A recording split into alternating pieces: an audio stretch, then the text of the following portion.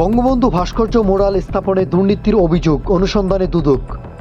কয়েক হাজার কোটি টাকা ব্যয় করে দেশজুড়ে বঙ্গবন্ধুর ভাস্কর্য ও মুরাল স্থাপনের ক্ষেত্রে দুর্নীতির অভিযোগ অনুসন্ধানের সিদ্ধান্ত নিয়েছে দুর্নীতি দমন কমিশন দুদক।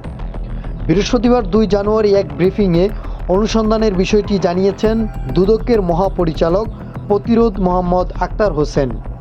তিনি বলেন, কয়েক হাজার কোটি টাকা ব্যয়ে দেশজুড়ে বঙ্গবন্ধু অপ্রয়োজনীয় ভাস্কর্য ও মোরাল করে সরকারি অর্থ অপচয় ও তছরূপের অভিযোগটি অনুসন্ধানের সিদ্ধান্ত গৃহীত হয়েছে।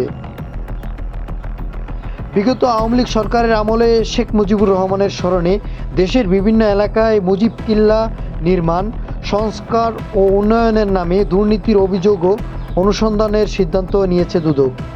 মোহাম্মদ আক্তার হোসেন বলেন, দেশজুড়ে মুজিব কিল্লা নির্মাণ, সংস্কার ও উন্নয়ন প্রকল্পের প্রকল্প পরিচালক, সংশ্লিষ্ট ঠিকাদার ও অন্যান্যদের বিরুদ্ধে হাজার হাজার কোটি টাকা তছরূপ, অতিরিক্ত বিল দেওয়া, গভীর নলকূপের 2/3 বিকল ও বিভিন্ন অনিয়মের অভিযোগ অনুসন্ধানের সিদ্ধান্ত হয়েছে।